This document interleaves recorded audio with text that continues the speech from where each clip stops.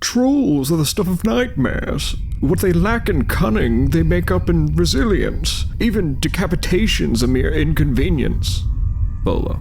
Hi everyone, Jimmy, your local game master here. You know the drill. Today we're here to dive into the lore of trolls throughout the history of the Forgotten Realms. Similar to how I did the Purple Worm video, I'm trying a couple different styles for these videos. I enjoyed making the Purple Worm video a little more cinematic, but I also want to make sure you all know where I'm pulling this info from, so I'll try to include the references to the books in this video. If you guys have a minute after, let me know which format you have enjoyed. If you want them to have that descriptive flair, or if you just want to have like an info dump just to get in and out as fast as you can. Let's take a quick look at trolls in the White Box of Dungeons & Dragons by Gygax and Arneson before we begin. Thin and rubber, loathsome trolls are able to regenerate. And then the book proceeds to talk about the trolls' combat abilities, so a good attempt. We've made some progress this time. We're not referencing another book, but we got some descriptor, so that's a start. Let's descend into the world, a world of meat, madness, and monsters that do not stay dead. In the blood-slick caves beneath the spine of the world, in the swamps of the troll-bark forest, in the crumbling ruins of ancient Netherese watchtowers, they wait. Trolls, monstrous, regenerating beasts, twisted by nature, mutation, and myth. They're not the rulers of any empire. They speak no doctrine.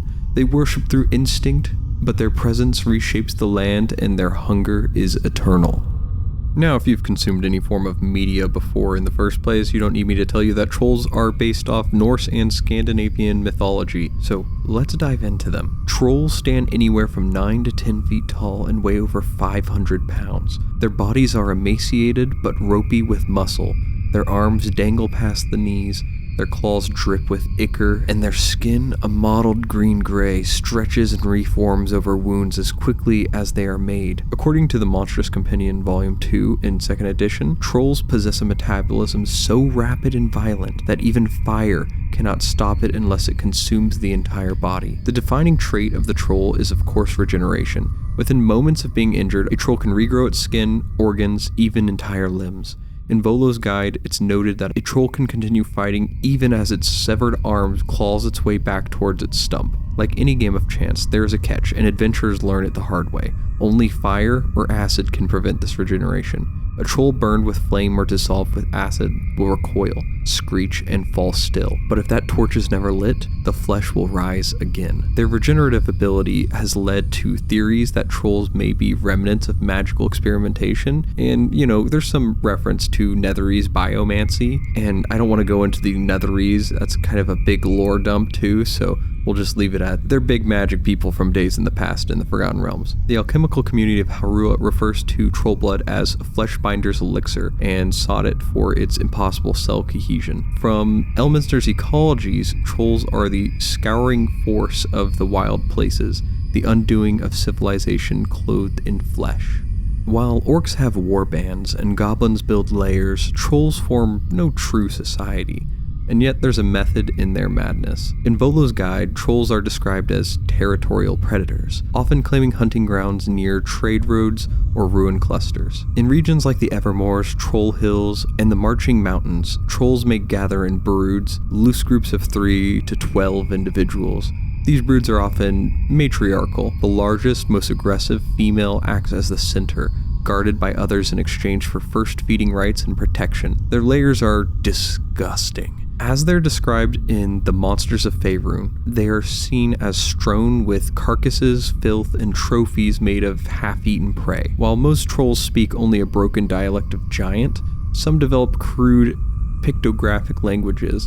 And I think it's important to know that there's no true connection between giant and troll, so let's keep that kind of a weird balance, because I think some places like to specify it is, and other places it's kind of controversial. Their pictographic language gets clawed into the walls or marked in blood, these marks indicating hunting zones, dangers like fire, or even tribal hierarchy. Ecologically, trolls are apex predators. A single brood can devastate an ecosystem within months. It was noted by a Sylvanus druid in the Savage Frontier Guide that where trolls take root, the balance breaks and the forest chokes in silence. And yet, some druids believe trolls serve their own purpose, the ultimate consumers, returning the dead to the cycle by force. Now, trolls are opportunists. They hunt by ambush, hiding in water, trees, or shadows until the moment strikes. Picture the troll under the bridge waiting to ambush the person coming across it. I want to reference a material called The Monsters Know What They're Doing, which is by Keith Amon. Amon describes the trolls as shock predators, charging immediately into melee, targeting the weak people first, and relying on their regeneration to absorb damage. Basically like guerrilla tactics, the hit and run, strike the small person, get out if they can. Now, if a victim falls, trolls often begin feasting mid-battle, ignoring tactical positioning in favor of just food. And it doesn't really stop there, it gets worse. If a troll's arm is severed, it may continue fighting independently of itself, slashing and strangling even while disconnected. This grotesque ability of having the hand or claw keep fighting is actually existed as far back as older 2E modules like The Ruins of the Undermountain. I can't remember reading through it if it was the first or second, but one of those. Trolls prioritize threats with fire or acid. They fear those tools not because they understand them, but because they remember them. A certain popular drow ranger has been quoted saying, "A troll burn does not forget the light. It returns not to hunt, but to kill the fire that hurt it." Because of the nature of their regenerative ability, it's actually prone to mutation as well. So you get a lot of variant types of trolls. I spend a lot of time digging through sources and having to pull out whatever I could on all the different trolls that I could come across. And now I might not have all of them, but I've put together a pretty big list. And I don't want to go through every single one and give you like a whole background page of all the information on them, but I can at least give you a reference to of what book I have drawn this information from, or where I might have pulled it out from one of the Dragon magazines. So let's start off with number 1, the standard troll. This is your baseline troll. It regenerates, awesome, and you find them all across Faerûn, like we've mentioned. Number 2 is the ice troll. It is cold adapted and thrives in the Arctic regions like Icewind Dale. You'll find them referenced multiple times in 3rd edition, such as the 2nd Monster Manual or Forgotten Realms campaign setting. Our next is the spirit troll, which is a kind of a result of psychic or a radiant disruption during their regeneration, which makes them semi-ethereal. They're kind of like weird ghosty sort of things. You'll find them in Dungeon of the Mad Mage for 5th edition, so it's kind of a recent reference to this troll. Our next one is the rock troll. This is kind of the troll that you might picture through some form of media that you've consumed before. So these are dense, stone-skinned, underdark dwelling trolls. They're big and tanky and super slow.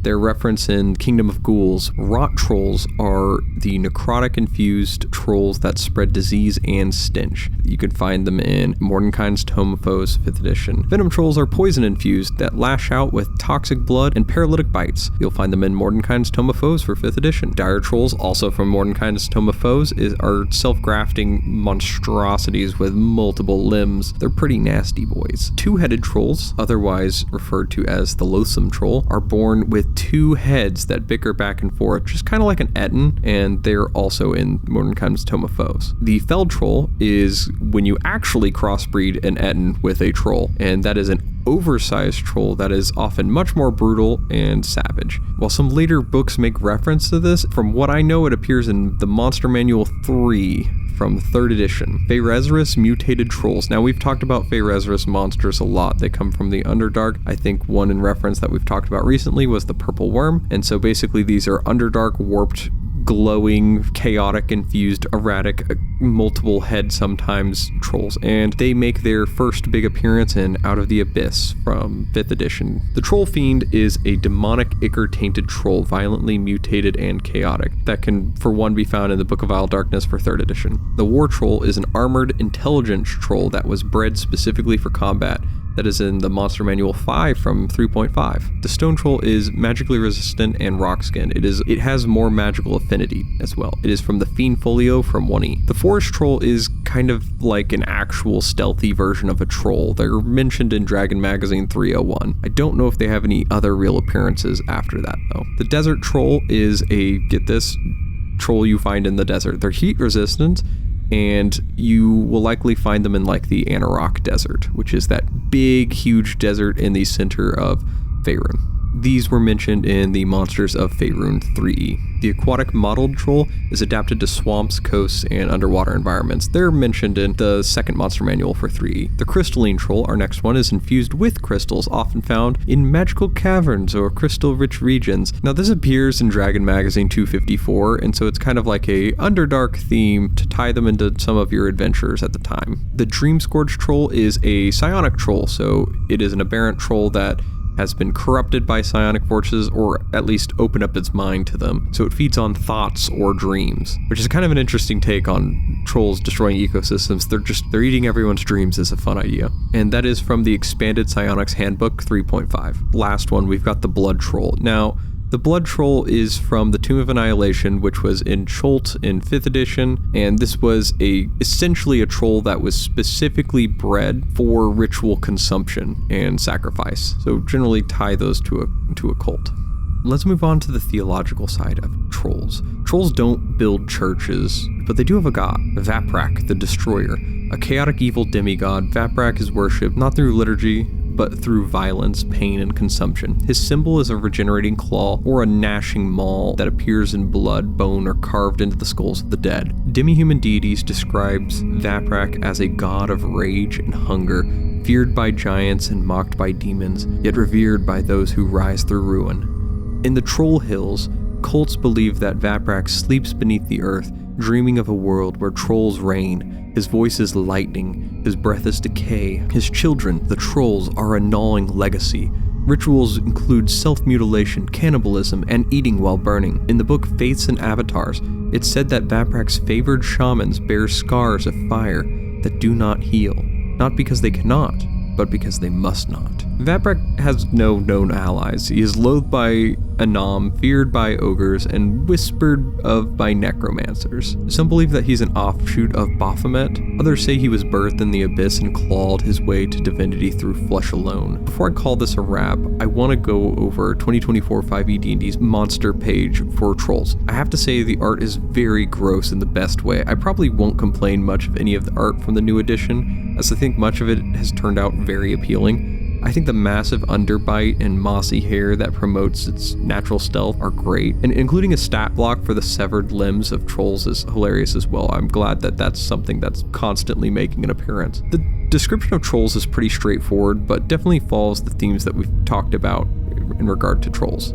It reads, "Trolls creep forth to prey on smaller creatures and drag captives back to festering lairs. These misshapen brutes can regenerate from wounds and regrow separate body parts, including their heads. A troll's severed limbs continue to move and attack. Unless they're burned by flames or acid, trolls can recover from egregious wounds and seek revenge on those who felled them. Trolls typically hunt alone, but small groups occasionally cooperate to ambush prey or raid villages. Creatures such as hags and hill giants might convince trolls to work with them in exchange for disgusting meals." And while I started to dive into this lore looking for more in the newer monster manual, it's kind of quickly apparent that the monster manual won't be where I'm going to be deriving a lot of new lore for these creatures over time. This is largely a source for anyone getting into the game that is looking for descriptions of the monsters. Some of them are really good, and I think this one was just kind of a fun intro to trolls, especially if you go in with a generous understanding of trolls. I'm sure supplementary material that's coming out will also